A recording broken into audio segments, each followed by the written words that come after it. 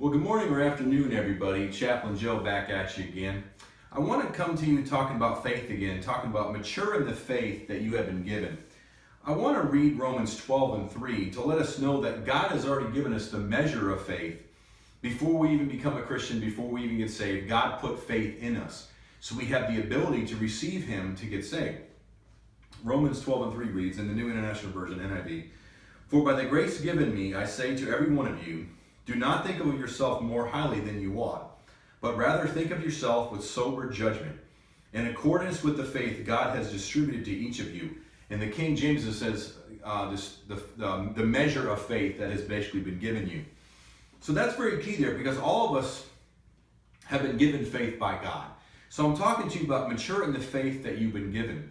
The Bible says in Hebrews, without faith it is impossible to please God. Now we might think that that's very unfair, or if we don't understand what's going on, but the reality is it's not hard for us to please God with faith, because God has already given us that faith to begin with. So, and that's very key, because as we walk in life, and as God reveals what our purpose is in life and what He has for us in life, in order for us to become the man and woman God has called us to be, God is not going to reveal everything up front. He's not going to give us all the answers up front. So He'll give you like glimpses and pieces of what our life looks like, and we have to receive it by faith and believe it by faith, and then do things and say things in accordance with what He's shown us. But that's hard sometimes, because God doesn't give you all the answers. He doesn't give you every little thing that you need sometimes to put the pieces together. So you just have to walk by faith and continue to walk it out as He reveals the pieces to you. So that's very, very important. So that's why we have to exercise our faith. You know, faith is like a muscle. You know, it's like Arnold Schwarzenegger. He didn't become 7 or 8 time Mr. Olympian just because he woke up and he had all these muscles all over his body. No, he had to train the muscles he already have. Well, faith is the same way. We have these muscles of faith, if you will, if I can use an analogy. But we don't wake up one day and become this ripped Arnold Schwarzenegger overnight. No, we have to work the faith muscles that we've been given. So we have to mature in the faith that we've been given so we can become the man and woman God has called us to be. Because it doesn't happen via osmosis. And what's so great about that is God has already given us that faith. We don't have to produce it. We don't have to make it up. God has given us that faith to believe in Him and receive Him.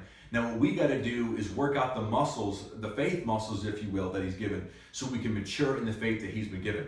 So we can become the man and woman of God that He's called us to be. Now I'll say this too. When a lot of people hear me say that, or a lot of preachers say that, you know, the man and woman you're called to be, they think of cars and houses and money and lands and all that. It might not be that. What God called you to be, you may be a missionary in some third world country or something that nobody's ever heard of before in your life.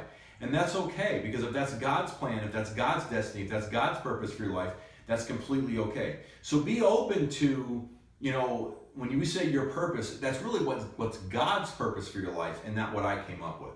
So realize that too. So receive it by faith, believe it by faith, and then do everything you can to walk in accordance with that faith and mature the faith that you've given. Work out those faith muscles, if you will, so you can grow in God.